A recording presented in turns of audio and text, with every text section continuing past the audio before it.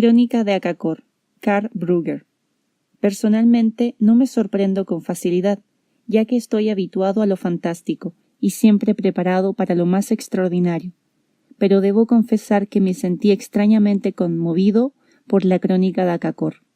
Nos descubre una dimensión que hará que incluso los escépticos vean que lo inconcebible es a menudo imaginable. Erich von Däniken. Insólitas interpretaciones y fascinantes enigmas que se convirtieron en un sorprendente testimonio sobre la historia de la humanidad. La Crónica de Akakor forma parte de los mitos y leyendas de una de las civilizaciones más primitivas de la Tierra. Si hasta la fecha ha permanecido totalmente desconocida, se debe a las características especiales del relato y al completo aislamiento de los pueblos cuya historia refiere. Los últimos descubrimientos originados por la sistemática invasión de la Amazonía corroboran el relato del cacique Tatún Canara sobre su pueblo, dando así crédito a algo que ya no puede seguir siendo ignorado. La Crónica de Akakor está dividida en 4 partes y abarca un periodo de algo más de 10.000 años de la vida del pueblo de Mongulala. Contiene importantes sucesos económicos y culturales de una evolución que alcanzó su punto culminante en 1944 con la llegada de 2.000 soldados alemanes. El original fue escrito con antiguos jeroglíficos en vasijas y pieles de animales, y luego también en pergaminos. Como documento histórico y cultural, la Crónica de Akakor da una idea cabal del quehacer intelectual de uno de los pueblos más antiguos de la Tierra.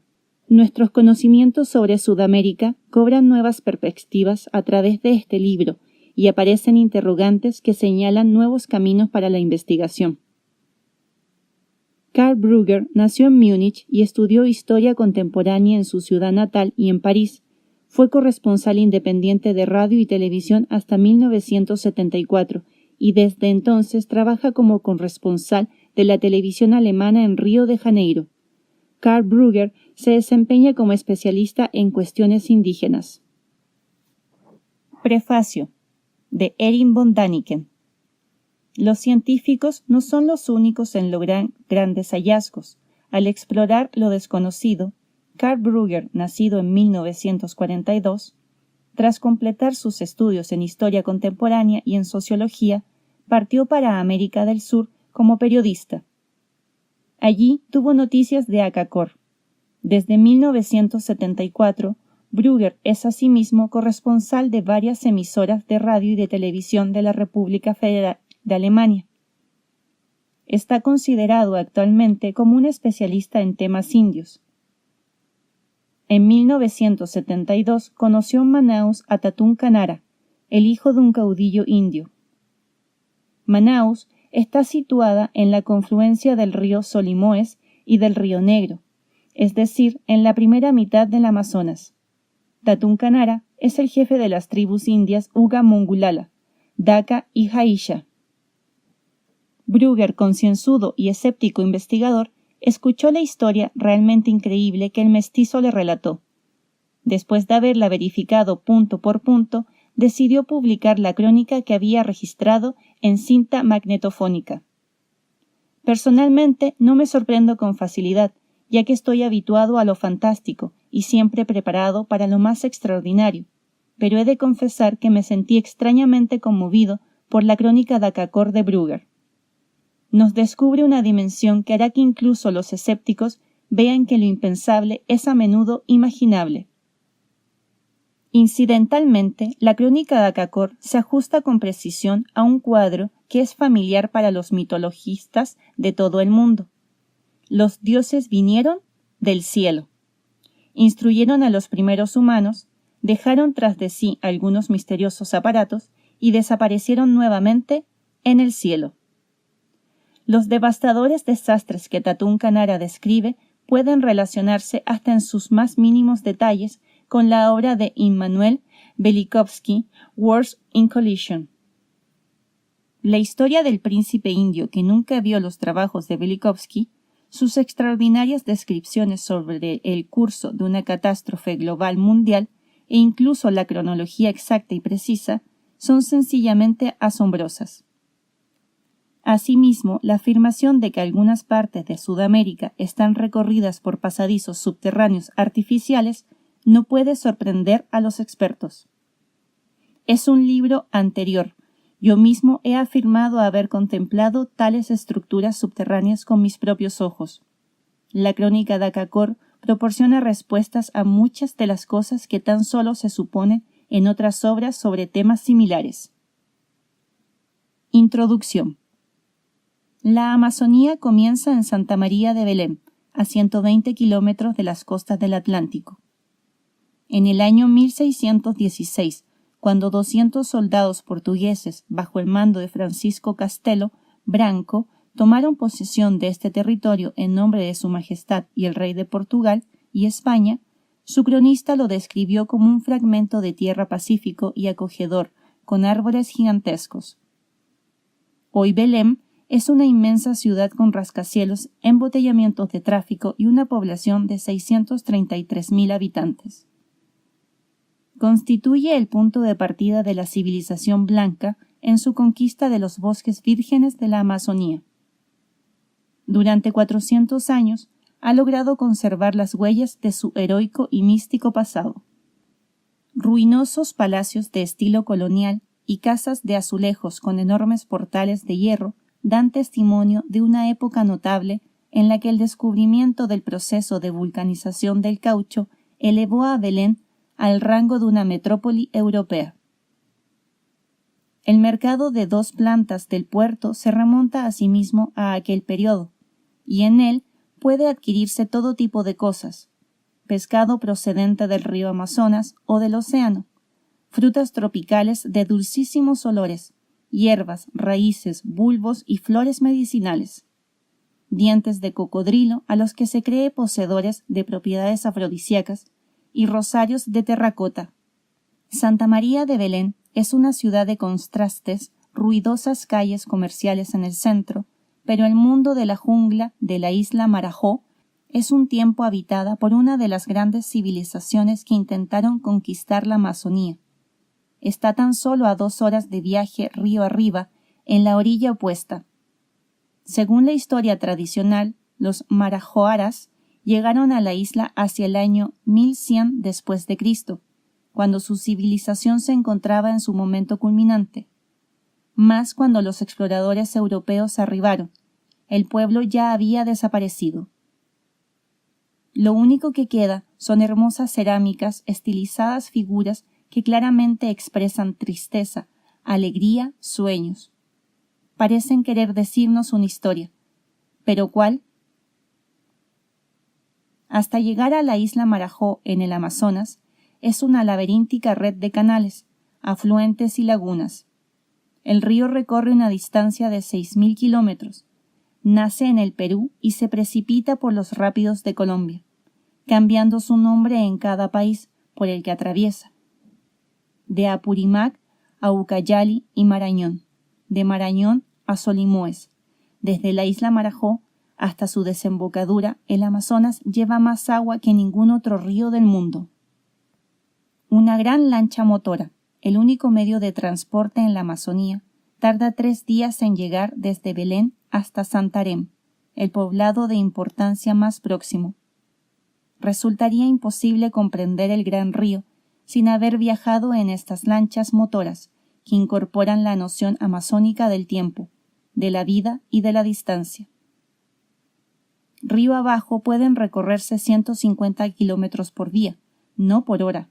En estos botes el tiempo se consume comiendo, bebiendo, soñando y amando. Santarém está situada en la orilla derecha del Amazonas, en la desembocadura del río Tapajós. Su población de 350.000 habitantes pasa por una época de fortuna, pues la ciudad es la terminal de la transamazónica y atrae a buscadores de oro, contrabandistas y aventureros. Aquí floreció una de las más antiguas civilizaciones amazónicas, el pueblo de los Tapajós, probablemente la tribu más numerosa de indios de la jungla. El historiador Eriarte afirmaba que, cuando era necesario, la tribu podía reunir hasta 50.000 arqueros para una batalla. Sea o no una exageración, los Tapajós eran lo suficientemente numerosos para abastecer a los mercados portugueses de esclavos durante 8 años. Esta orgullosa y antigua tribu no ha dejado nada detrás de sí, salvo especímenes arqueológicos y el río que lleva su nombre. En el recorrido que va desde Santarém hasta Manaus, nos salen al paso ríos, ciudades y leyendas del mundo amazónico. Parece ser que el aventurero español Francisco de Orellana luchó contra las amazonas en la desembocadura del río Namunda. El lago Lacey, el espejo de la luna, queda en la orilla derecha del río, cerca del poblado de Faro. Según la leyenda, en la luna llena, las amazonas se descolgaban desde las montañas cercanas hasta el lago para encontrarse con sus amantes que las aguardaban. Sumergían en el lago unas extrañas piedras que bajo el agua podían amasarse como el pan, pero que en tierra firme eran rígidas y compactas. Las amazonas denominaban a estas rocas muiraquita y se las regalaban a sus amantes. Los científicos consideran a estas piedras como milagros arqueológicos. Son duras como el diamante y están moldeadas artificialmente, aunque se ha demostrado que los tapajós carecían de herramientas para trabajar en este tipo de material. El auténtico Amazonas comienza en la confluencia del Solimoes y el Negro. Un bote tarda 20 minutos en alcanzar Manaus, ya que no existe comunicación por carretera. Aquí fue donde conocí a Tatún Canara. La fecha, 3 de marzo de 1972. M, al mando de Manaus del contingente brasileño de la jungla, facilitó el encuentro. Fue en el bar Graças a Deus, gracias a Dios, donde por primera vez me enfrenté con el blanco caudillo indio.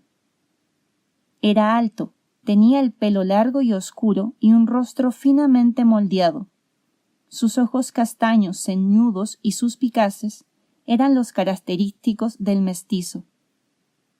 Tatún Canara vestía un descolorido traje tropical, regalo de los oficiales, como posteriormente me explicaría.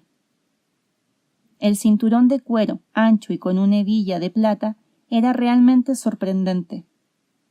Los primeros minutos de nuestra conversación fueron difíciles.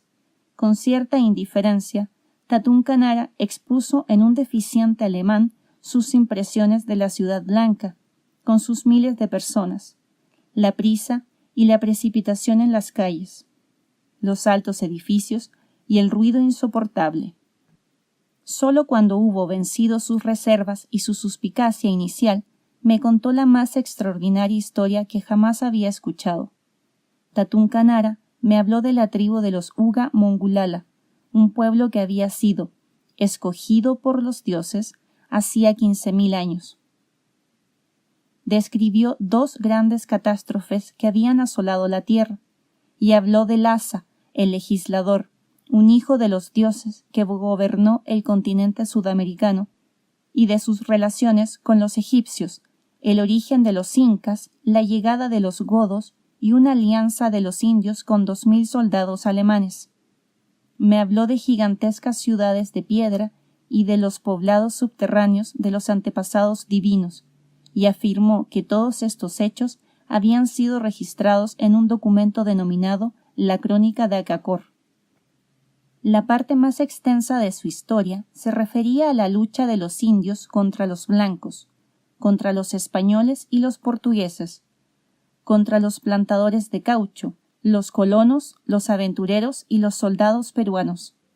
Estas luchas habían empujado cada vez más a los Uga Mongulala, cuyo príncipe sostenía ser, hacia los Andes e incluso hacia el interior de los poblados subterráneos. Ahora estaba apelando a sus enemigos más encarnizados, a los hombres blancos, para obtener su ayuda a causa de la inminente extinción de su pueblo. Antes de hablar conmigo, Tatún Canara había dialogado con importantes funcionarios brasileros del Servicio de Protección India, pero sin éxito. En cualquier caso, esta era su historia. ¿Iba a creérmela o a rechazarla? En el húmedo calor del bar Graças a Deus se me reveló un extraño mundo, el cual, de existir, convertiría las leyendas mayas e incas en realidad. El segundo y el tercer encuentro con Tatún Canara tuvieron lugar en la habitación con aire acondicionado de mi hotel. En un monólogo que se prolongó durante horas y horas, únicamente interrumpido por mis cambios de cinta, me narró la historia de los Uga Mungulala, las tribus escogidas aliadas desde el año 0, 12.453, es decir, desde el 10.481 a.C. hasta 1972, según el calendario de la civilización blanca. Pero mi entusiasmo inicial había desaparecido. La historia parecía demasiado extraordinaria. Otra leyenda más de los bosques, el producto del calor tropical y del efecto místico de la jungla impenetrable. Cuando Tatún Canara concluyó su relato, yo tenía 12 cintas con un fantástico cuento de hadas. La historia de Tatún Canara solo comenzó a parecer creíble cuando me reuní de nuevo con un amigo, el oficial brasilero M. Este formaba parte del segundo departamento. Era un miembro del servicio secreto. Conocía a Tatún Canara desde hacía 4 años y confirmó por lo menos el final de su aventurera historia. El caudillo había salvado las vidas de 12 oficiales brasileros cuyo avión se había estrellado en la provincia de Acre, conduciéndolos de vuelta a la civilización. Las tribus indias de los Yaminawa y de los Cachinawa reverenciaban a Tatún Canara como su caudillo, aun cuando él no pertenecía a dichas tribus. Estos hechos estaban documentados en los archivos del Servicio Secreto brasileño. Decidí realizar algunas averiguaciones más sobre la historia de Tatún Canara. Mi investigación en Río de Janeiro, Brasilia, Manaus y Río Branco produjo unos resultados sorprendentes. La historia de Tatún Canara se halla recogida en los periódicos a partir de 1968, cuando por vez primera se menciona a un caudillo indio que salvó las vidas de 12 oficiales. Le fueron concedidos un permiso de trabajo brasileño y un documento de identidad. Según diversos testimonios, el misterioso caudillo habla un deficiente alemán y solo comprende algunas palabras de portugués, pero está familiarizado con varias lenguas indias habladas en las zonas altas del Amazonas. Unas pocas semanas después de su llegada a Manaus, Tatún Canara desapareció súbitamente sin dejar huella.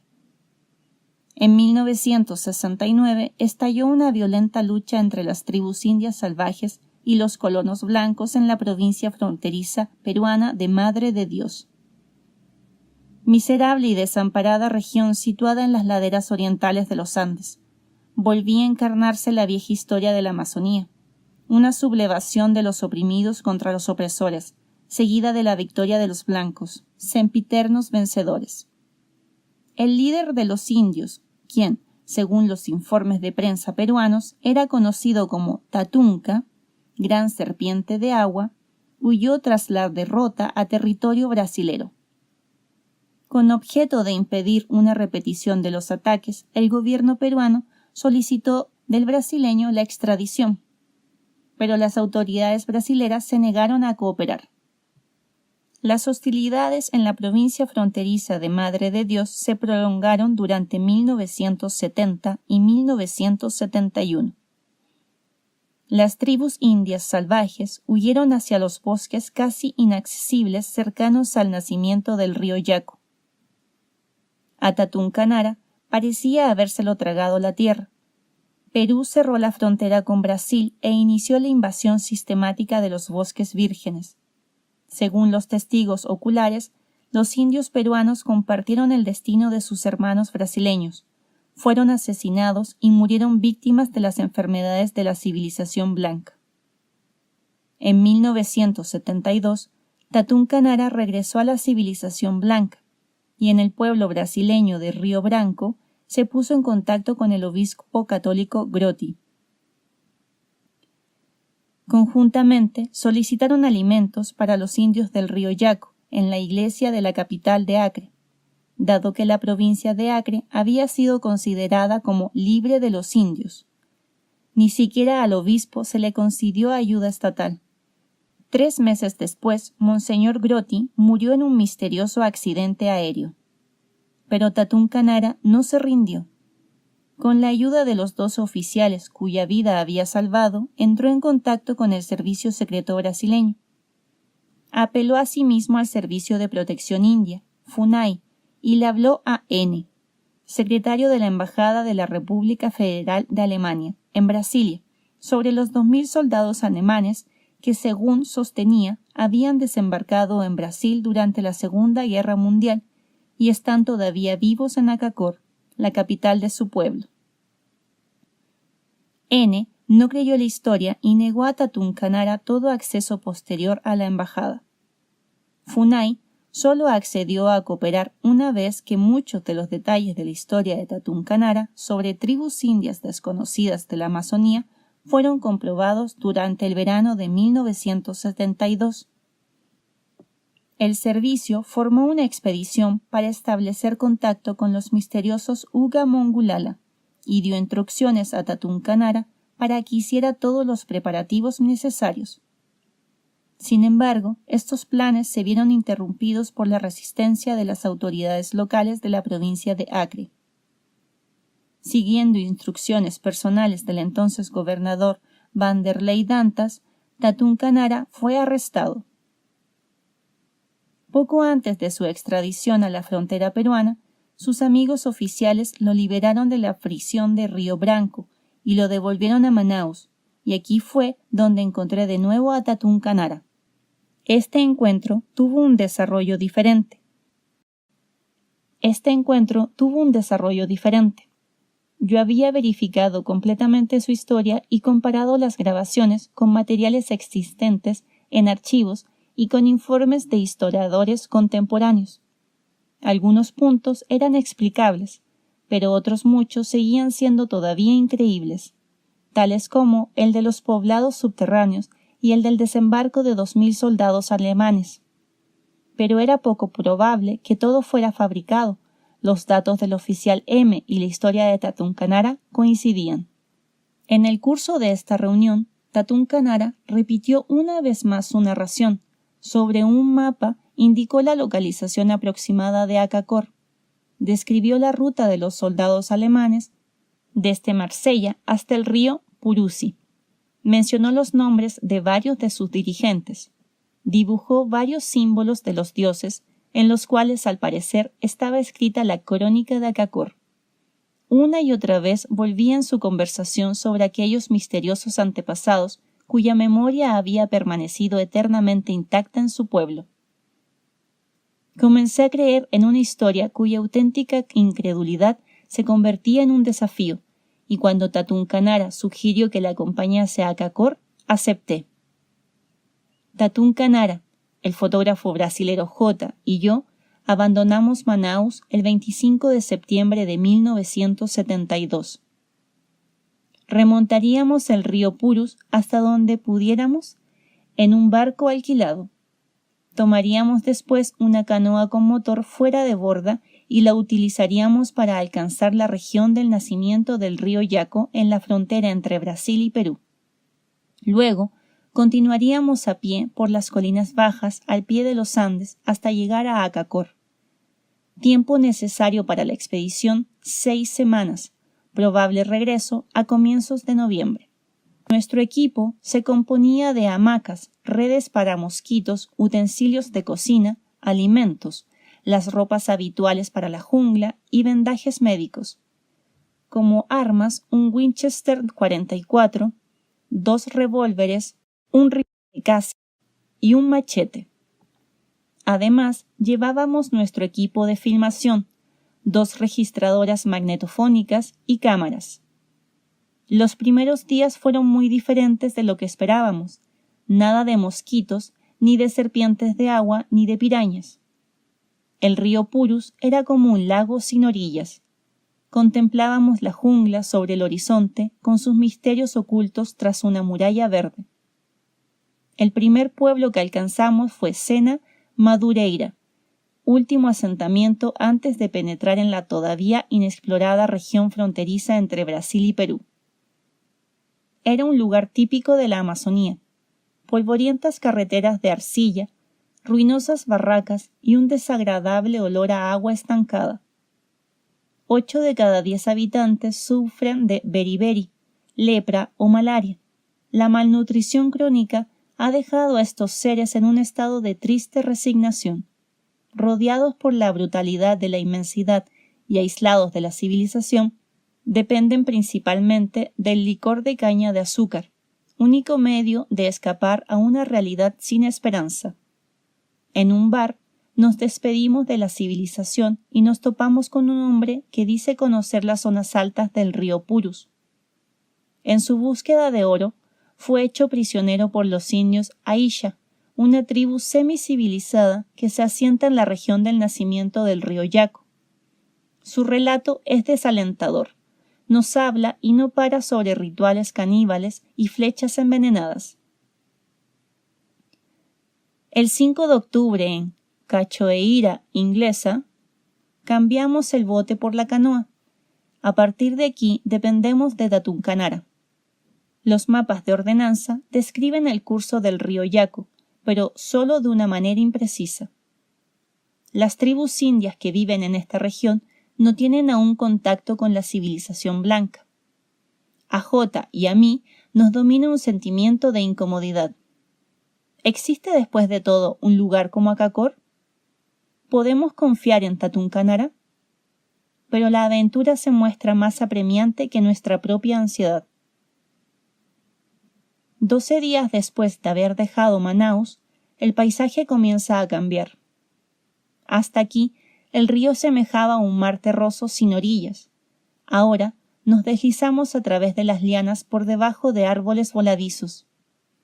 Tras una curva del río, hallamos a un grupo de buscadores que han construido una primitiva factoría sobre la orilla del río y criban la arena de grano grueso con cedazos. Aceptamos su invitación de pasar la noche y escuchar sus extraños relatos sobre indios con el pelo pintado de rojo y azul con flechas envenenadas. El viaje se convierte en una expedición contra nuestras propias dudas. Nos hallamos a apenas 10 días de nuestro presunto objetivo. La monótona dieta, el esfuerzo físico y el temor a lo desconocido han contribuido cada uno lo suyo. Lo que en Manaus parecía una fantástica aventura se ha convertido ahora en una pesadilla. Principalmente comprendemos que nos gustaría dar la vuelta y olvidarlo todo sobre Acacor antes de que sea demasiado tarde. Todavía no hemos visto a ningún indio. En el horizonte aparecen las primeras cumbres nevadas de los Andes. A nuestras espaldas se extiende el verde mar de las tierras bajas amazónicas. Tatuncanara se prepara para el regreso con su pueblo. En una extraña ceremonia se pinta su cuerpo, rayas rojas en su rostro, amarillo oscuro en el pecho y en las piernas. Ata su pelo por detrás con una cinta de cuero decorada con los extraños símbolos de los Uga Mungulala. El 13 de octubre nos vemos obligados a regresar. Después de un peligroso pasaje sobre rápidos, la canoa es atrapada por un remolino y zozobra. Nuestro equipo de cámaras, empaquetado en cajas, desaparece bajo los densos arbustos de la orilla. La mitad de nuestros alimentos y de las provisiones médicas se han perdido también. En esta situación desesperada, decidimos abandonar la expedición y regresar a Manaus. Tatuncanara reacciona con irritación. Se muestra violento y contrariado. A la mañana siguiente, Jota y yo levantamos nuestro último campamento. Tatuncanara, con la pintura de guerra de su pueblo, cubriéndole únicamente un tapabarros, toma la ruta terrestre para regresar con su pueblo. Este fue mi último contacto con el caudillo de los Uga Mungulala. Después de mi regreso a Río de Janeiro en octubre de 1972, traté de olvidarme de Tatuncanara, de Acacor y de los dioses. Sería tan solo en el verano de 1973 cuando la memoria retornaría. Brasil había iniciado la invasión sistemática de la Amazonía. 12.000 trabajadores estaban construyendo 2 carreteras troncales a través de la todavía inexplorada jungla, cortando una distancia de 7.000 kilómetros. 30 millares de indios tomaron los bulldozers, portapires gigantes, y huyeron hacia la inmensidad. Había comenzado el último ataque de la Amazonía, y con ello volvieron a mi mente las viejas leyendas, tan fascinantes y tan místicas como antes. En abril de 1973, Funai descubrió una tribu de indios blancos en la zona alta del río Chingu, y en que Tatunkanara me había mencionado un año antes. En mayo, durante un trabajo de investigación en Pico de Neblina, los guardias fronterizos brasileños establecieron contacto con unos indios que eran dirigidos por mujeres, los que también habían sido descritos detalladamente por Tatunkanara. Y finalmente, en junio de 1973, varias tribus indias fueron vistas en la región de Acre, que hasta entonces se había supuesto libre de indios. ¿Existe realmente Acacor? Tal vez no exactamente como Tatunkanara lo ha descrito, pero la ciudad es indiscutiblemente real. Después de revisar las cintas grabadas con Tatunkanara, decidí escribir su historia, con buenas palabras y con lenguaje claro, tal y como especifican los indios. Este libro, La Crónica de Acacor, consta de 5 partes. El libro del jaguar trata de la colonización de la tierra por los dioses y del periodo hasta la segunda catástrofe mundial. El libro del águila abarca el periodo comprendido entre el 6000 y el 11000, según su propio calendario, y describe la llegada de los godos. El tercer libro, el libro de la hormiga, relata la lucha contra los colonizadores españoles, portugueses, tras su desembarco en Perú y Brasil.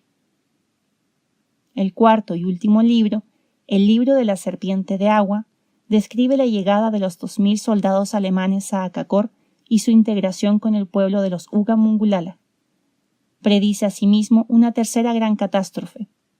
En la quinta parte, apéndice, he resumido los resultados de mi investigación en archivos brasileros y alemanes. La parte principal del libro, la genuina crónica de Acacor, sigue muy de cerca el relato de Tatunkanara.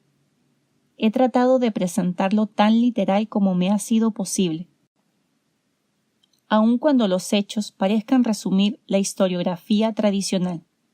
He seguido el mismo procedimiento con los mapas y con los dibujos, basándome en los datos proporcionados por Tatunkanara. Las muestras de escritura fueron realizadas por Tatunkanara en Manaus. Todas las subsecciones van precedidas de un breve resumen de historiografía tradicional, para así dar al lector una base de comparación, aunque la he restringido a los acontecimientos más importantes en la historia de América del Sur. La tabla cronológica al final del libro ofrece una yuxtaposición del calendario de Acacor con el de la historiografía tradicional. En otra tabla, he registrado los nombres probables que la civilización blanca da a las diversas tribus mencionadas en el texto. Las citas de la crónica de Acacor, que aparecen sangradas en el texto, fueron recitadas por Tatunkanara, quien las conocía por tradición. Según él, la crónica real ha sido escrita sobre madera, pieles y posteriormente también sobre pergaminos, y la guardan los sacerdotes en el Templo del Sol. La mayor herencia de los Uga Mungulala, el obispo Groti, fue el único blanco que ha podido contemplarla, y tomó varios fragmentos. Tras su misteriosa muerte, los documentos desaparecieron. Tatunkanara piensa que el obispo los ocultó o que se encuentran archivados en el Vaticano. He examinado cuidadosamente toda la información dada en la introducción y en el apéndice, para verificar su veracidad. Las citas de los historiadores contemporáneos proceden de fuentes españolas, y las traducciones son mías. He añadido mis propias consideraciones en el apéndice con el objeto exclusivo de permitir una mejor comprensión por parte del lector. Por la misma razón, no me he extendido en las teorías sobre astronautas o sobre criaturas divinas, como posibles predecesores de la civilización humana. En este libro se ha puesto el énfasis en la historia y en la civilización de los Uga Mungulala y en contraste con las de los blancos bárbaros. ¿Existe realmente Akakor? ¿Existe una historia escrita de los Uga Mungulala? Mis propias dudas me han hecho dividir el libro en dos partes estrictamente separadas. La crónica de Akakor me he limitado a transcribir el relato de Tatun Kanara. En el apéndice se contiene el material que he logrado reunir de las respectivas fuentes. Mi propia contribución no es mucha si la comparamos con la historia de un pueblo misterioso, con maestros antiguos, leyes divinas, poblados subterráneos y cosas por el estilo. Es esta una historia que puede tener su origen en una leyenda, pero que todavía puede ser confirmada, y el lector debe decidir por sí mismo si se trata de un relato inteligentemente inventado y basado en los vacíos de la historiografía tradicional, o por el contrario, de un fragmento de historia auténtica, escrita con buenas palabras, con lenguaje claro. El libro del jaguar. Este es el jaguar, potente en su salto y poderosa su zarpa. Es el señor de los bosques. Todos los animales son sus súbditos. No tolera la resistencia. Terribles son sus castigos.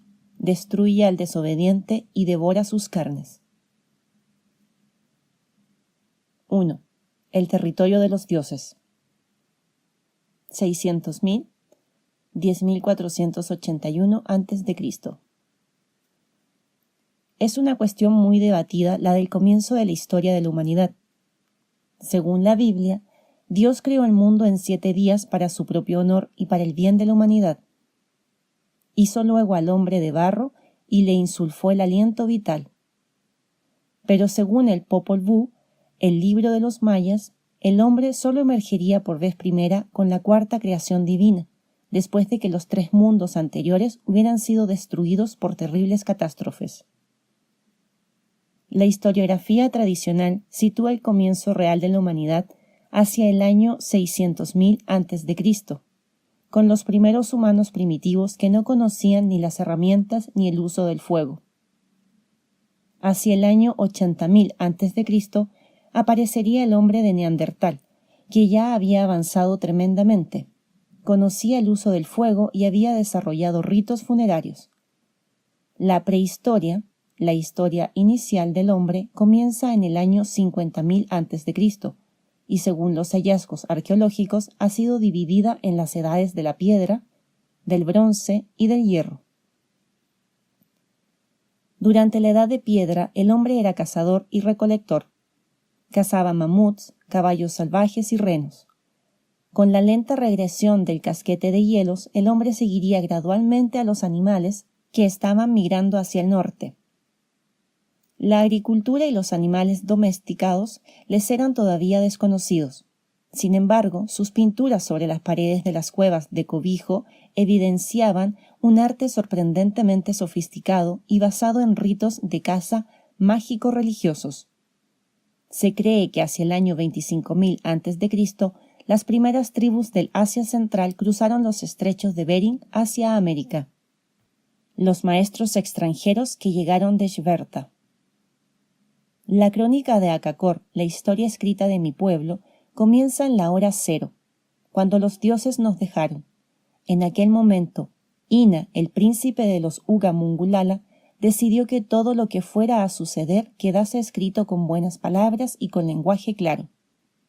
Y así, la crónica de Akakor da testimonio de la historia del pueblo más antiguo del mundo, desde sus comienzos, en la hora cero, cuando los maestros antiguos nos dejaron, hasta los tiempos presentes cuando los blancos bárbaros están tratando de destruir nuestro pueblo. Explica el testamento de los padres antiguos, sus conocimientos y su sabiduría, y describe el origen del tiempo, cuando mi pueblo era el único que poblaba el continente y el gran río fluía en otra dirección, cuando el país todavía era llano y liso como la espalda de un cordero.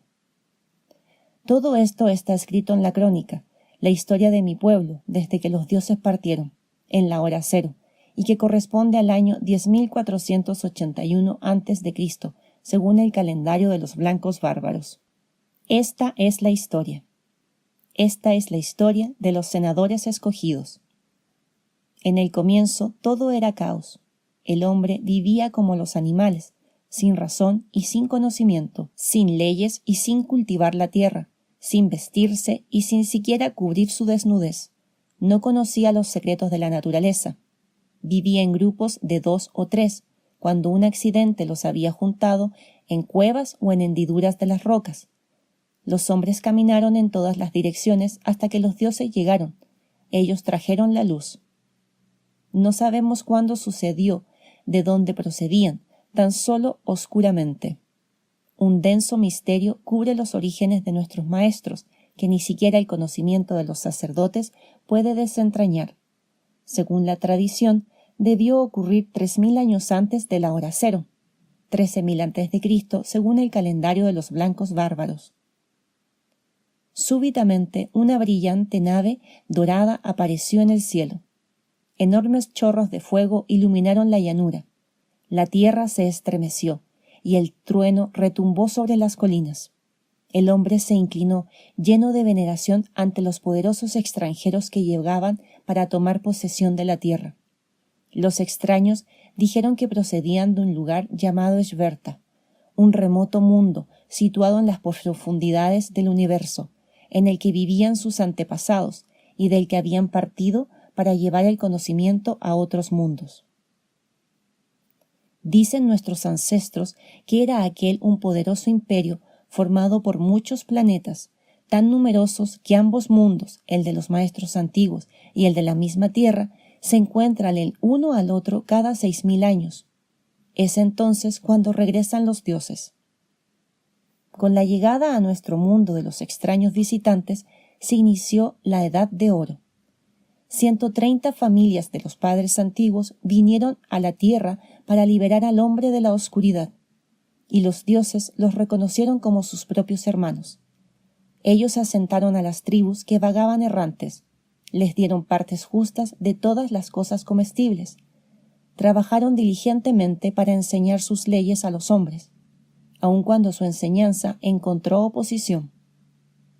Por esta labor, por todo lo que sufrieron por la humanidad y por lo que nos trajeron y nos mostraron, los veneramos como los creadores de nuestra luz, y nuestros artistas más sublimes han realizado imágenes de los dioses para que den testimonio durante toda la eternidad de su auténtica grandeza y de su maravilloso poder.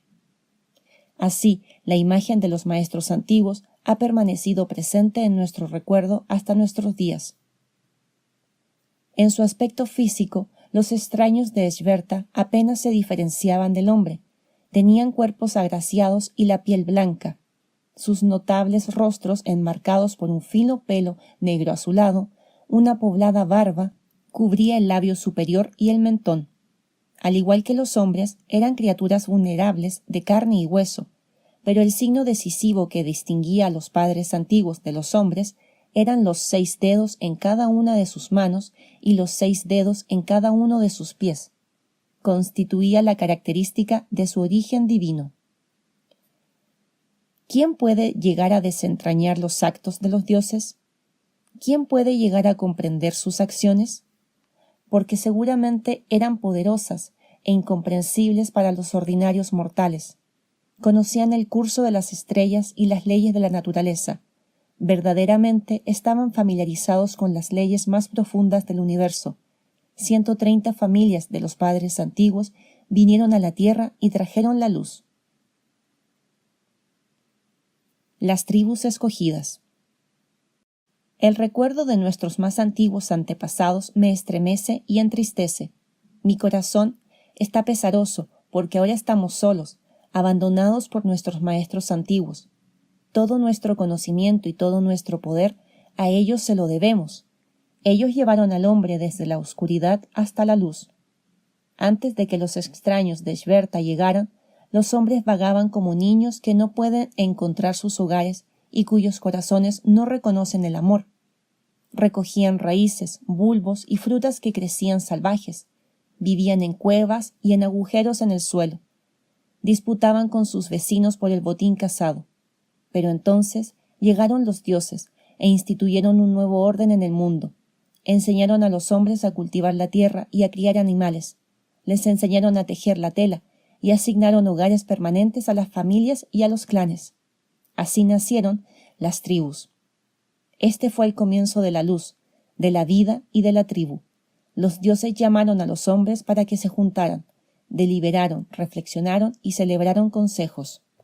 Y luego adoptaron decisiones, y de entre todas las personas escogieron a sus servidores para que vivieran con ellos, y a los que les transmitieron sus conocimientos. Con las familias escogidas, los dioses fundaron una nueva tribu, y le dieron el nombre de Uga Mongulala, que en el lenguaje de los blancos bárbaros significa las tribus escogidas aliadas. Y como una muestra de su alianza eterna, se emparejaron con sus servidores. Por tanto, y hasta hoy en día, los Uga Mongulala se parecen físicamente a sus divinos antepasados. Son altos, sus rostros se caracterizan por unos pómulos salientes, una nariz nítidamente delineada y unos ojos almendrados. Tanto los hombres como las mujeres tienen el mismo pelo espeso negro azulado. La única diferencia con los dioses la constituyen los 5 dedos de los mortales en las manos y en los pies. Los Uga Mongulala son el único pueblo de piel blanca sobre el continente. Aunque los maestros antiguos retuvieron consigo muchos secretos, la historia de mi pueblo explica también la historia de los dioses. Los extraños de Sverta fundaron un poderoso imperio. Con sus conocimientos, su superior sabiduría y sus misteriosas herramientas, les fue fácil modificar la tierra, según sus propias ideas. Dividieron el país y construyeron caminos y canales. Sembraron nuevas plantas que el hombre desconocía. Enseñaron a nuestros antepasados que un animal no solo es una presa, sino que asimismo puede ser una valiosa posesión e indispensable contra el hambre. Con mucha paciencia impartieron los conocimientos necesarios para que el hombre pudiera arrancar los secretos de la naturaleza. Basados en esta sabiduría, los Uga Mongulala han sobrevivido durante miles de años a pesar de catástrofes y de guerras terribles. Como los servidores escogidos de los maestros antiguos, han determinado la historia de la humanidad durante 12.453 años, tal y como está escrito en la Crónica de Akakor. La línea de los servidores escogidos no se extinguió. Aquellos que son llamados los Uga Mongulala sobrevivieron. Muchos de sus hijos murieron en guerras devastadoras. Catástrofes terribles visitaron su territorio, pero la fuerza de los servidores escogidos permaneció intacta. Ellos son los maestros, ellos son los descendientes de los dioses. El Imperio de Piedra. La Crónica de Akakor, la historia escrita del pueblo de los Uga Mongulala, comienza con la partida de los maestros antiguos en el año 0. En este momento, Ina, el primer príncipe de los Uga Mongulala, dispuso que todos los acontecimientos quedasen escritos con buenas palabras y con lenguaje claro, y con la debida veneración para con los maestros antiguos. Pero la historia de los servidores escogidos se remonta más atrás, en la Edad de Oro, a cuando los padres antiguos todavía gobernaban la tierra. Muy pocos testimonios se han conservado de este periodo. Los dioses debieron haber establecido un poderoso imperio en el que todas las tribus cumplían unas tareas determinadas y en el que los Uga Mongulala ocupaban el primer lugar. A ellos les fue concedida una sabiduría mayor que los hizo superiores a todos los demás pueblos. En el año 0, los dioses legaron sus ciudades y sus templos a las tribus escogidas. Han durado 12.000 años. Tan solo unos pocos de los blancos bárbaros han visto estos monumentos o la ciudad de Akakor, la capital de mi pueblo. Algunos soldados españoles que habían sido capturados por los Uga Mongulala lograron escapar a través de pasadizos subterráneos. Los aventureros y los colonos blancos que descubrieron nuestra capital fueron tomados prisioneros por mi pueblo. Akakor, la capital de territorio, fue construida hace 14.000 años por nuestros antepasados, con la guía de los maestros antiguos. También el nombre procede de ellos. Aka significa fortaleza y Kor significa dos. Acacor es la segunda fortaleza. Nuestros sacerdotes hablan asimismo de la primera fortaleza, Acanis. Estaba situada sobre un estrecho istmo en el país llamado México, en el lugar donde los dos océanos se tocan. Acajim, la tercera fortaleza, no es mencionada por la crónica hasta el año 7315. Su historia está muy unida a la de Acacor. Nuestra capital está situada sobre un valle elevado en las montañas de la zona fronteriza entre los países llamados Perú y Brasil. Está protegida en tres de sus lados por escarpadas rocas. Al este, una llanura gradualmente descendente llega hasta la inmensidad de las lianas de la región de los grandes bosques. Toda la ciudad está rodeada por una gran muralla de piedra con 13 puertas. Estas son tan estrechas que únicamente permiten el acceso de las personas de una en una. La llanura del este, a su vez, está protegida por atalayas de piedra en la que escogidos guerreros se hallan continuamente en vigilancia de los enemigos. Acacor está dispuesta en rectángulos. Dos calles principales que se cruzan dividen la ciudad en 4 partes, que corresponden a los 4 puntos universales de nuestros dioses. El gran templo del sol y una puerta de piedra tallada de un único bloque está situado sobre una gran plaza en el centro. El templo mira hacia el este, hacia el sol naciente, y está decorado con imágenes simbólicas de nuestros maestros antiguos. En cada mano una criatura divina sostiene un cetro en cuyo extremo superior hay una cabeza de jaguar. La figura está coronada con un tocado de ornamentos animales. Una extraña escritura, y que sólo puede ser interpretada por nuestros sacerdotes, reseña la fundación de la ciudad. Todas las ciudades de piedra construidas por nuestros maestros antiguos tienen una puerta semejante. El edificio más importante de Acacor, el Gran Templo del Sol, sus paredes exteriores están desnudas y fueron construidas con piedras artísticamente labradas. El techo está abierto, de modo que los rayos del sol naciente puedan llegar hasta un espejo de oro, que se remonta a los tiempos de los maestros antiguos, y que está montado en la parte delantera. Figuras de piedra de tamaño natural flanquean la entrada del templo por ambos lados. Las paredes interiores están tapizadas con relieves. En una gran arca de piedra hundida en la pared delantera del templo se encuentran las primeras leyes escritas de nuestros maestros antiguos. Cerca del gran templo del sol se hallan los edificios para los sacerdotes y sus servidores, el palacio del príncipe y los alojamientos de los guerreros. Estos edificios son de forma rectangular y están construidos con bloques de piedra labrada. Los techos se componen de una espesa capa de hierba sostenida por pértigas de bambú. Durante el reinado de nuestros antiguos, otras 26 ciudades de piedra rodeaban a Acacor. Todas ellas son mencionadas en la crónica. Las mayores eran Umbaya y Patité, en el país llamado Bolivia, Emín en las zonas bajas del Gran Río y Cadira en las montañas del país llamado Venezuela. Pero todas ellas quedaron completamente destruidas por la primera gran catástrofe que ocurrió 13 años después de la partida de los dioses. Además de estas poderosas ciudades, los padres antiguos erigieron 3 recintos religiosos sagrados: Salacere, en las zonas altas del Gran Río, Tiahuanaco, sobre el Gran Lago, y Manoa, en la llanura elevada del sur. Eran las residencias terrestres de los maestros antiguos y un lugar prohibido para los Uga Mungulala. En el centro se levantaba una gigantesca pirámide y una espaciosa escalera conducía hasta la plataforma en la que los dioses celebraban ceremonias desconocidas por nosotros.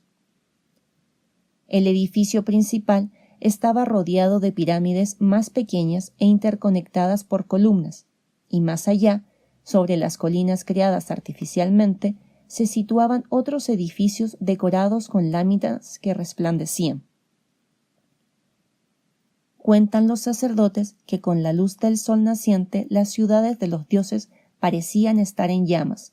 Estas radiaban una misteriosa luz que se reflejaba en las montañas nevadas. De los 3 recintos religiosos sagrados, yo tan solo he contemplado con mis propios ojos el de Salacere. Se encuentra situado sobre un afluente del gran río, a una distancia de unos 8 días de viaje desde la ciudad de los blancos bárbaros llamada Manaus. Sus palacios y sus templos han sido completamente cubiertos por la jungla de lianas. Únicamente la cumbre de la Gran Pirámide se destaca todavía por encima del bosque, cubierta por una densa maleza de matorrales y de árboles. Incluso los iniciados tienen dificultades para encontrar el lugar de residencia de los dioses. Está rodeado por profundas marismas en el territorio de la tribu que vive en los árboles. Esta tribu, tras su primer contacto con los blancos bárbaros, se retiró a los árboles y a los bosques inaccesibles que rodean Salacere.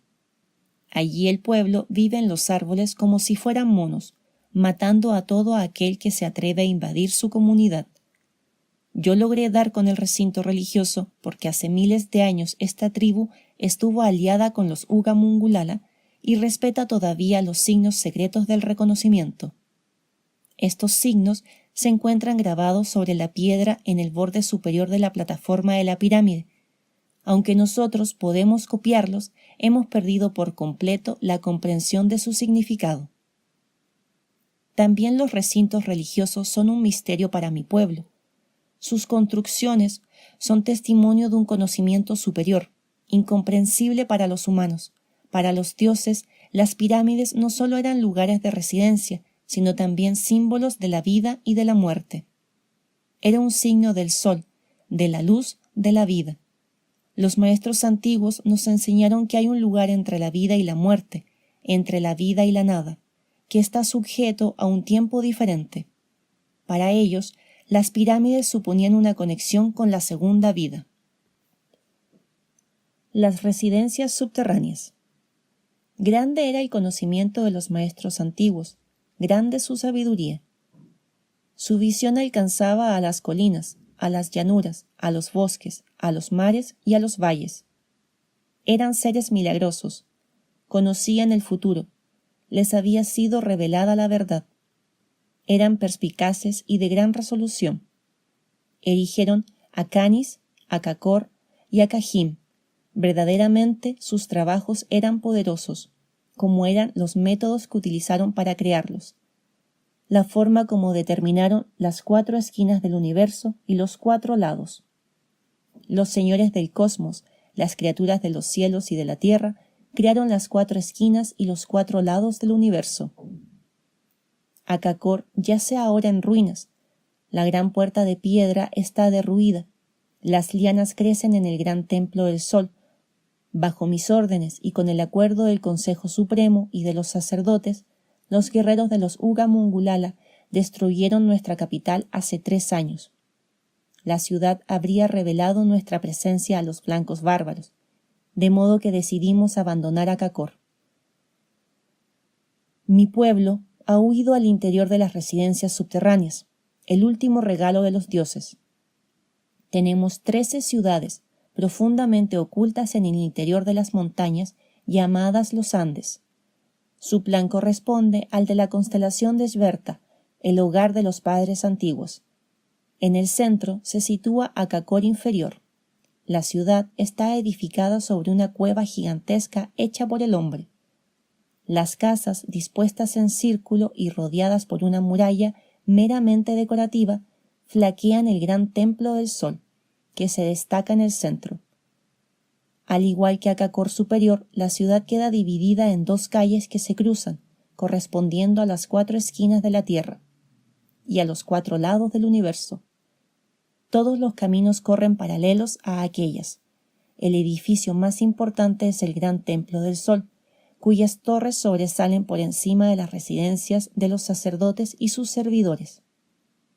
Del palacio del príncipe de los alojamientos de los guerreros y de las modestas casas del pueblo.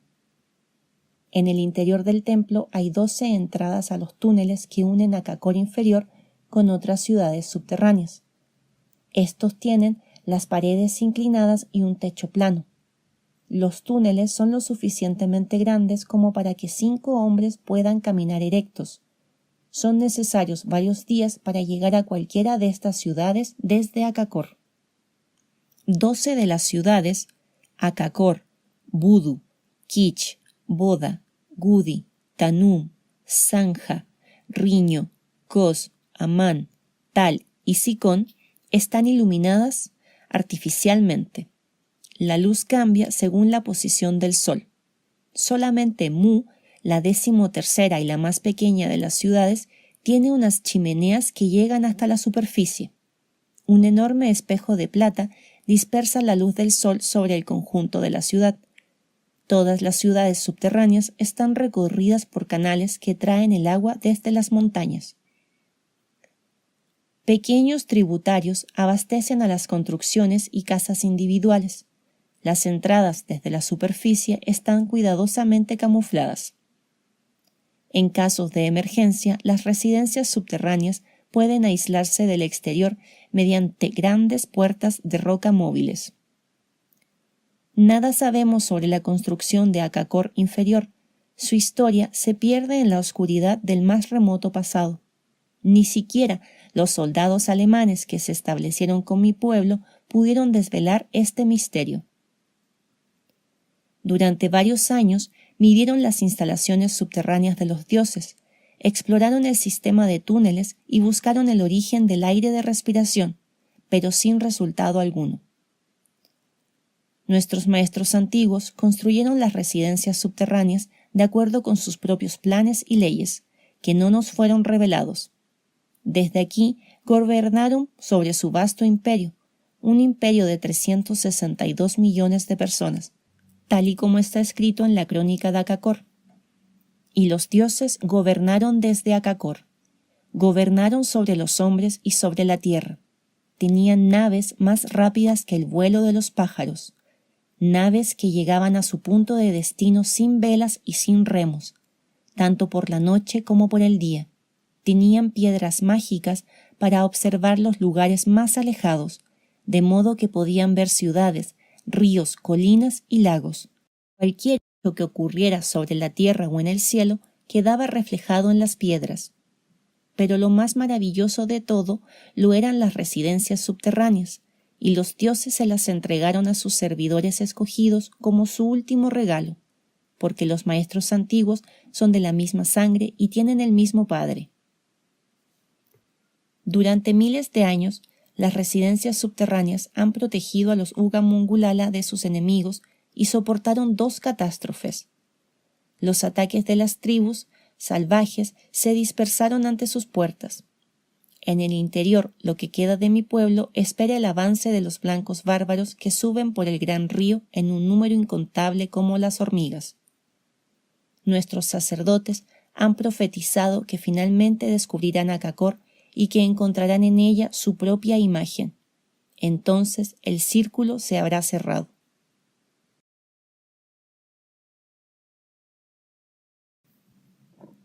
La hora cero. La milenaria obra épica india Mahabharata cuenta cómo los dioses y los titanes pelearon entre sí por el gobierno de la tierra. Según Platón, el legendario imperio de la Atlántida alcanzó su apogeo en este periodo.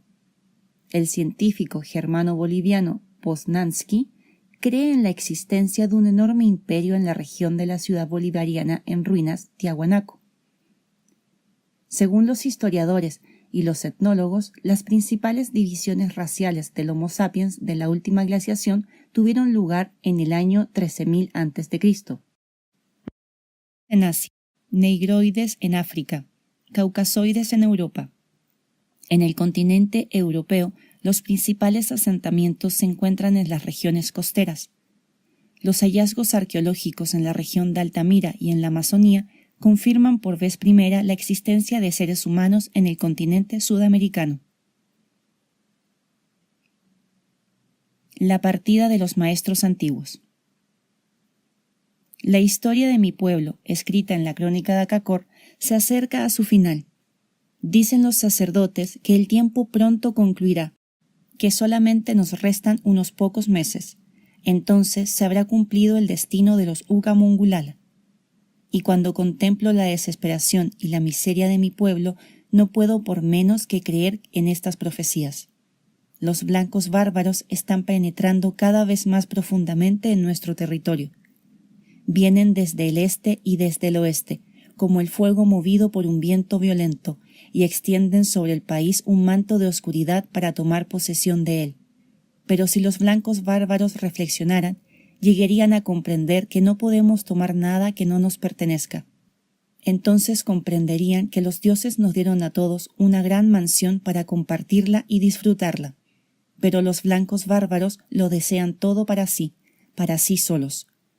Sus corazones no se conmueven ni siquiera cuando realizan los actos más terribles. Así que nosotros, como indios, no podemos hacer otra cosa sino retirarnos y esperar el regreso de los maestros antiguos, tal y como está escrito en la crónica, con buenas palabras y con lenguaje claro.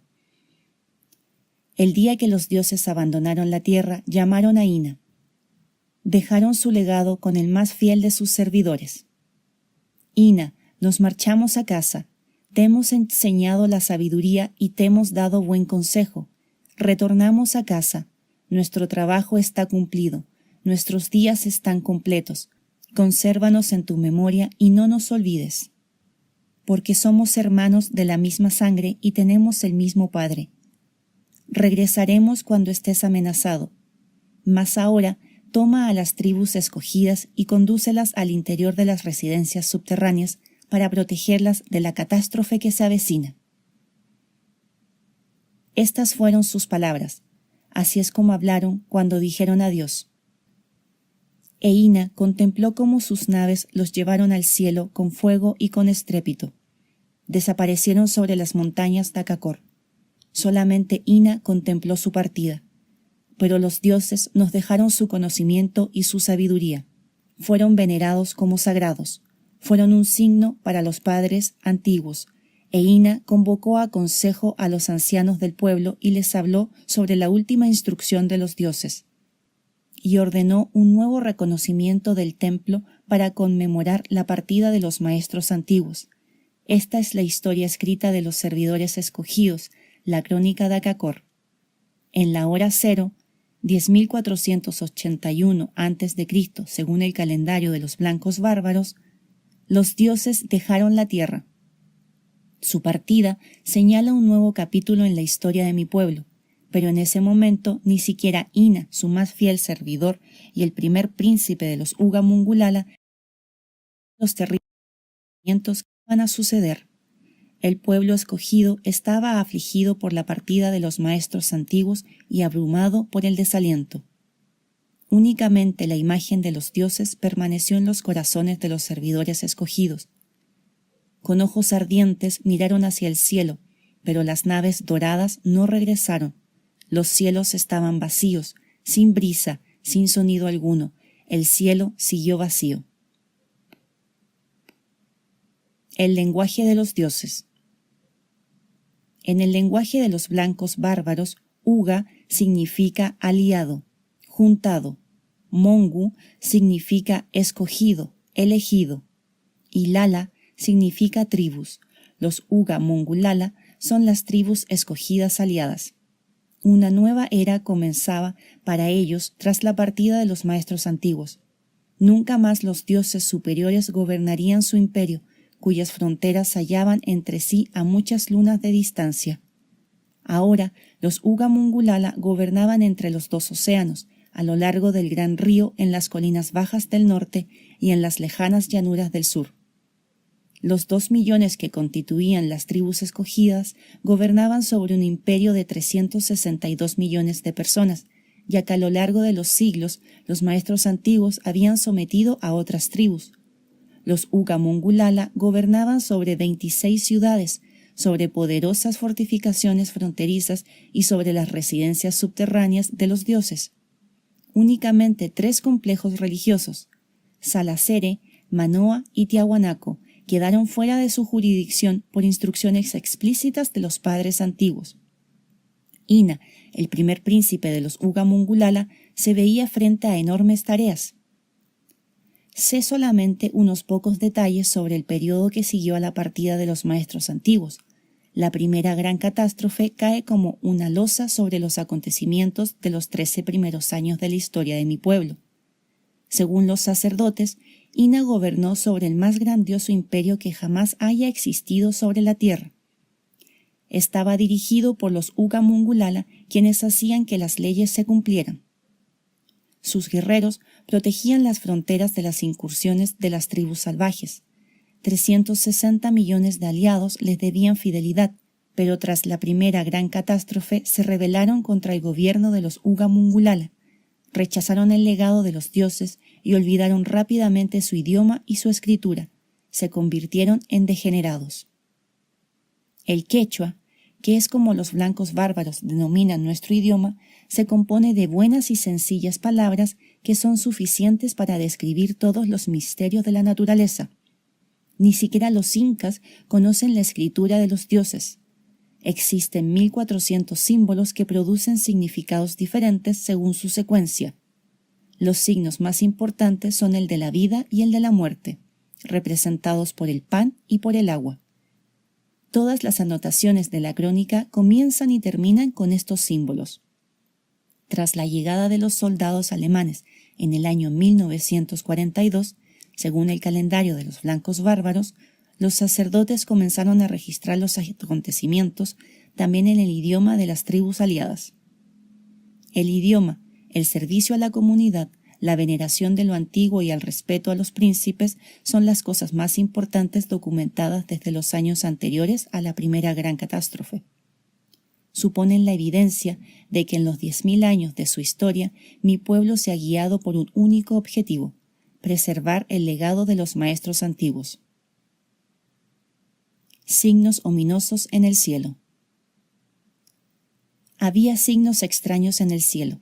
El crepúsculo cubría la superficie de la tierra, el sol brillaba todavía, mas una bruma grisácea, grande y poderosa, comenzaba a oscurecer la luz del día.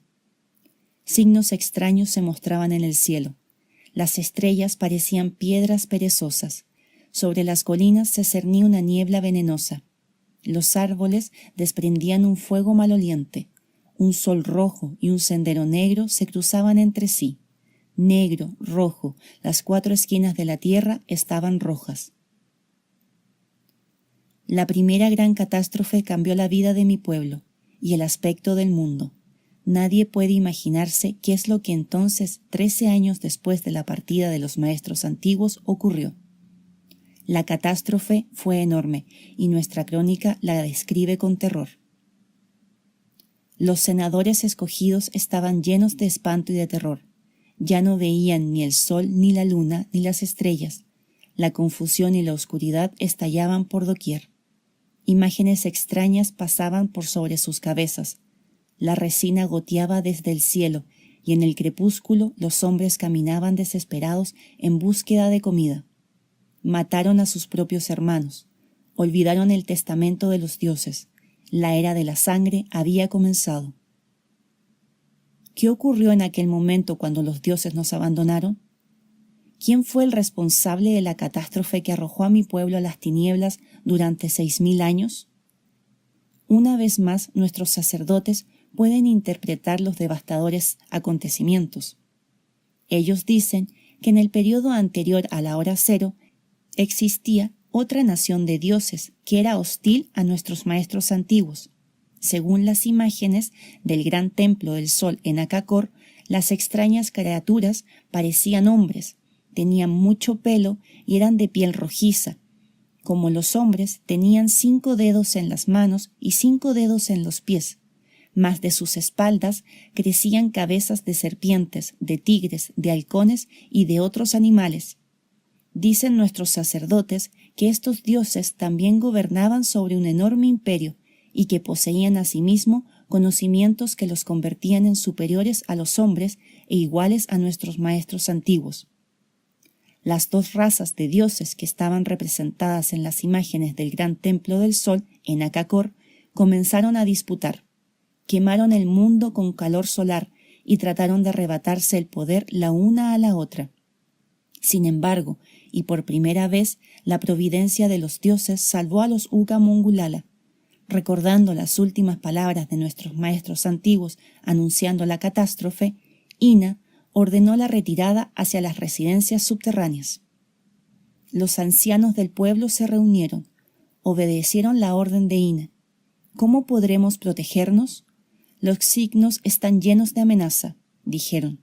Sigamos la orden de los dioses y trasladémonos a los refugios subterráneos.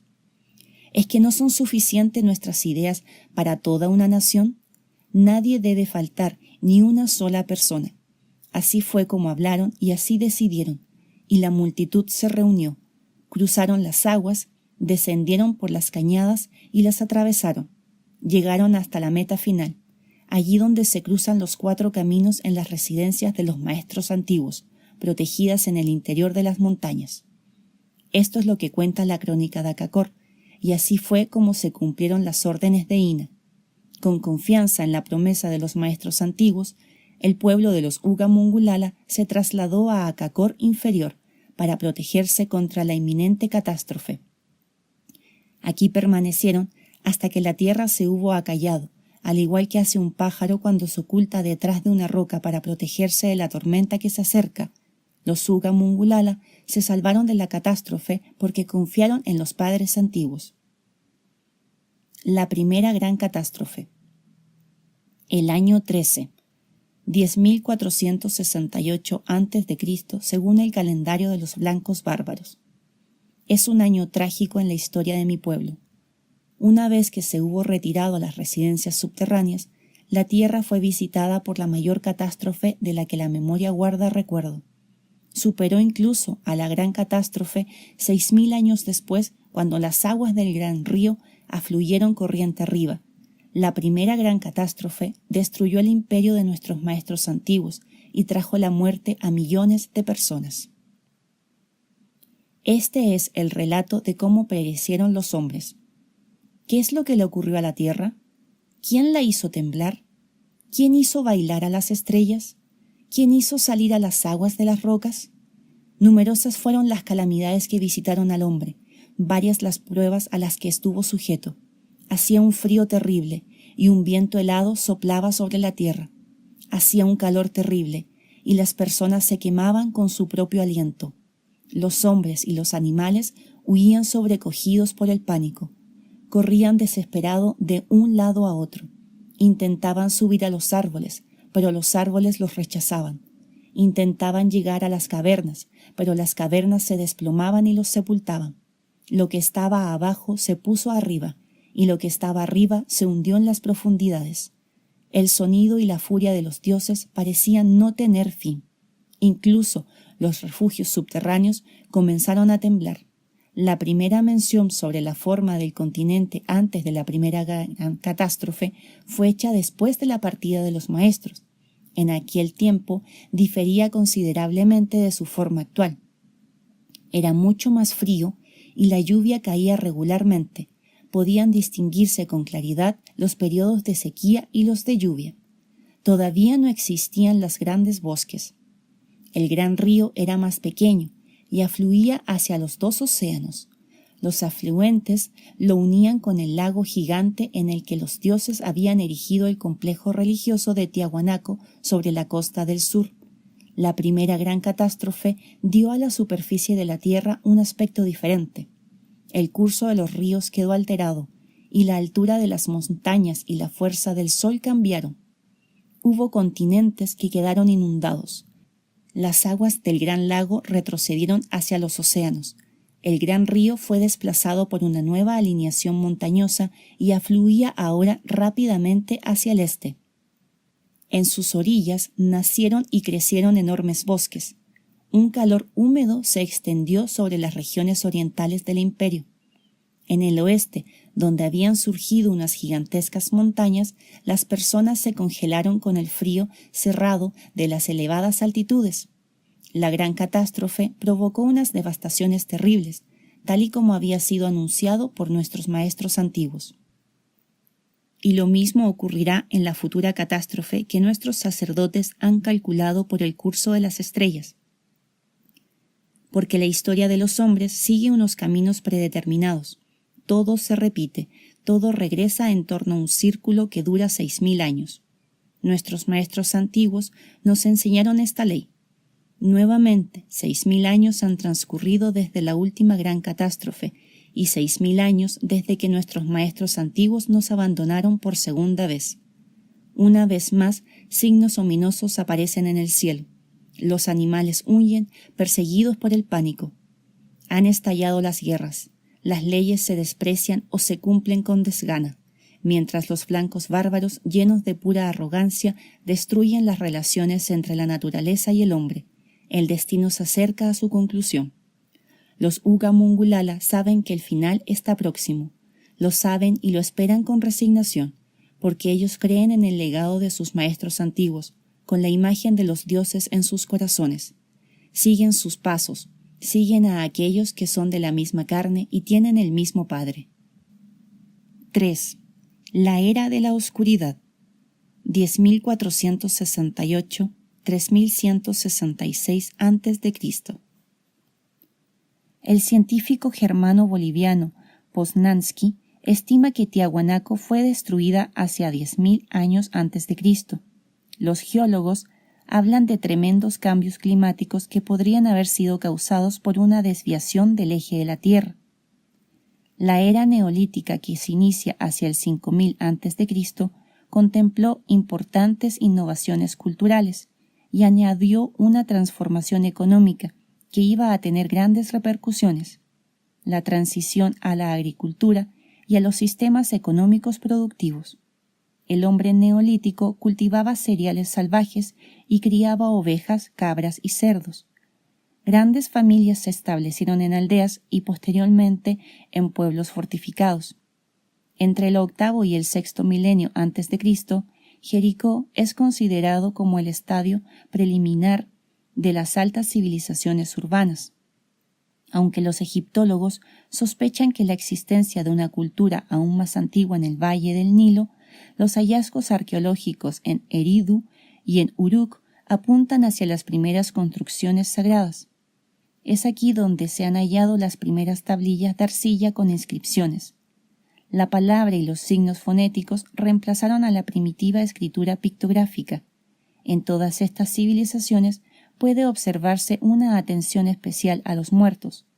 Varias inundaciones y erupciones volcánicas catastróficas, probablemente hacia 3000 años antes de Cristo, son descritas en la Biblia como el Gran Diluvio.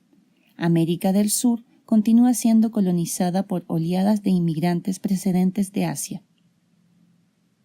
El hundimiento del imperio. Verdaderamente los blancos bárbaros son un pueblo poderoso. Gobiernan sobre el cielo y sobre la tierra, y son al mismo tiempo pájaro, gusano y caballo. Piensan que están viendo la luz, mas sin embargo viven en la oscuridad y son malvados. Y lo peor de todo es que niegan a su propio Dios y se esfuerzan por llegar a ser dioses, y por hacernos creer que ellos son los que gobiernan el mundo. Pero los dioses son más grandes y más poderosos que todos los blancos bárbaros juntos. Los dioses todavía deciden quién de nosotros debe morir y cuándo. Todavía el sol, la tierra y el fuego les sirven a ellos antes que a nadie, porque los dioses no permiten que sus secretos les sean arrebatados. Dicen nuestros sacerdotes que un día enviarán un juicio que liberará a los blancos bárbaros del peso de sus errores. Vendrá una lluvia continua que eliminará la oscuridad de sus corazones. Las aguas se elevarán cada vez más y se llevarán su maldad y su codicia de poder y de dinero. Así sucedió ya en una ocasión hace miles de años, tal y como queda escrito en la crónica, con buenas palabras y con lenguaje claro. Pasaron 3 lunas, 3 veces 3 lunas. Entonces las aguas se dividieron. La tierra se tranquilizó nuevamente. Las corrientes de agua encontraron cursos diferentes y se perdieron entre las colinas. Surgieron grandes montañas, desafiaron al sol. Cuando los servidores escogidos salieron de la residencia subterránea, la tierra había cambiado. Grande era su tristeza. Elevaron sus rostros hacia el cielo. Sus ojos buscaban las llanuras y las colinas, los ríos y los lagos. Terrible era la verdad, horrible la destrucción. Eina congregó al consejo de ancianos. Las tribus escogidas reunieron ofrendas, joyas y miel de abeja e incienso, y las sacrificaron para hacer que los dioses regresaran a la tierra. Pero el cielo se mantuvo vacío. Había comenzado la era del jaguar, el tiempo de la sangre en el que todo quedaría destruido. Así pues, el contacto entre los maestros antiguos y sus servidores había quedado cortado, y una nueva vida se iniciaba. Los años de sangre, el periodo entre el año 13 y el año 7315, son la época más terrible de la historia de mi pueblo. La crónica de Acacor no recoge sus acontecimientos. Durante miles de años no hay anotación alguna. Los recuerdos orales son también pobres y están recorridos por extrañas profecías. Fue una época terrible. El jaguar salvaje se acercó y devoró la carne de los hombres, quebrantó los huesos de los servidores escogidos, rasgó las cabezas de sus servidores. La oscuridad se extendía por la tierra. Tras la primera gran catástrofe, el imperio se encontraba en una situación desesperada. Las residencias subterráneas de los maestros antiguos habían soportado los tremendos corrimientos de tierras y ninguna de las 13 ciudades quedó destruida. Pero muchos de los pasadizos que unían las fronteras del imperio habían quedado bloqueados. Su luz misteriosa se había extinguido, al igual que la de una vela apagada por el viento. Las 26 ciudades fueron destruidas por una tremenda inundación. Los recintos religiosos sagrados de Salacere, Tiahuanaco y Manoa yacían en ruinas, destruidos por la furia de los dioses. Los exploradores que habían sido enviados al exterior informaron a su vuelta de que tan solo unas pocas de las tribus escogidas habían sobrevivido a la catástrofe. Estas, empujadas por el hambre, abandonaron sus antiguos asentamientos y penetraron en el territorio de los Uga Mungulala, sembrando a todo paso la destrucción y la muerte. La desesperación, la angustia y la miseria se extendieron por todo el imperio. Estallaron violentas luchas sobre las últimas regiones fértiles. El dominio de las tribus escogidas estaba a punto de concluir. Este fue el comienzo del ignomísimo final del imperio. Los hombres habían perdido la razón. Se arrastraban por el país en todas las direcciones. Temblaban de miedo y de terror. Estaban abatidos. Su espíritu confundido. Como animales se atacaron los unos a los otros. Mataron a sus vecinos y comieron sus carnes. Ciertamente los tiempos eran horribles. El terrible periodo de la primera y la segunda gran catástrofe, desde 10.468 a.C. hasta 3.166 a.C., según el calendario de los blancos bárbaros, puso a mi pueblo al borde de la extinción. Las tribus degeneradas, que con anterioridad a la primera gran catástrofe habían sido aliadas de los Uga Mungulala, fundaron sus propios imperios. Derrotaron a los ejércitos de los Uga Mungulala y en nuestro año 4130 los empujaron hasta las puertas de Acacor. Las tribus de los degenerados formaron una alianza. Decían: ¿cómo podemos proceder con nuestros antiguos gobernantes? ¿Verdaderamente todavía son poderosos? De modo que se reunieron en consejo. Tendámosles una emboscada. Los mataremos. ¿No somos grandes en número? ¿No somos más que suficientes para vencerlos? Y todas las tribus se armaron. Reunieron un número de ejército. La vista no podía alcanzar a ver toda la enorme masa de sus guerreros. Deseaban conquistar Acacor. Marcharon en formación para matar a Urna, el príncipe. Mas los servidores escogidos se habían preparado. Esperaron en la cumbre de la montaña. El nombre de la montaña en la que esperaron era Akai. Todas las tribus escogidas se habían agrupado en torno a Urna cuando los degenerados se acercaron. Llegaron dando alaridos, con arcos y con flechas. cantaban canciones de guerra, aullaban y con sus dedos silbaban, y así fue como asaltaron a Kakor. En este punto, la crónica se interrumpe. Cuentan nuestros sacerdotes que los Uga Mungulala perdieron la batalla y que Urna fue asesinado. Los supervivientes se retiraron al interior de las residencias subterráneas. La derrota en Akai, la montaña del destino, representa el punto más bajo de la desgracia de mi pueblo. Al igual que los blancos bárbaros se niegan a los dioses y se consideran a sí mismos por encima de toda ley, los Uga Mungulala fueron cayendo progresivamente en la humillación. Confundidos por estos acontecimientos incomprensibles, comenzaron a adorar a los árboles y las rocas, e incluso a sacrificar animales y seres humanos, y fue entonces cuando cometieron el más vergonzoso crimen en los 10.000 años de historia de mi pueblo. Así es como sucedió. Cuando Urna murió en la batalla contra las tribus degeneradas, el sumo sacerdote negó a su hijo Anán la entrada en los recintos secretos de los dioses. Lo desterró y usurpó su poder. Contra las leyes de los dioses y sin el debido respeto hacia los padres antiguos, comenzó a gobernar al pueblo de la forma que a él le pareció bien. Este fue el punto culminante de la Era de la Sangre, el periodo durante el cual el jaguar salvaje señoreaba por doquier. ¿Por qué sufrió mi pueblo estos crímenes? ¿Por qué toleraron los ancianos las fechorías del sumo sacerdote? Tan solo existe una única explicación. Tras la partida de los dioses, solo algunas personas conocían la sabiduría de los maestros antiguos. Los sacerdotes ya no transmitían su conocimiento. Enseñaban las verdades de los padres antiguos únicamente a sus confidentes más próximos. Su poder se hizo cada vez mayor a medida que el legado sagrado desaparecía. Pronto se sintieron responsables por sí solos de todo lo que ocurriera en la tierra y en el cielo. Durante miles de años los sacerdotes gobernaron omnipotentes sobre Uga Mungulala. Eso es lo que dicen nuestros antepasados, y debe ser verdad, porque solo la verdad se conserva en la memoria de los hombres a través de los tiempos. La segunda gran catástrofe. Terrible es la historia, terrible la verdad.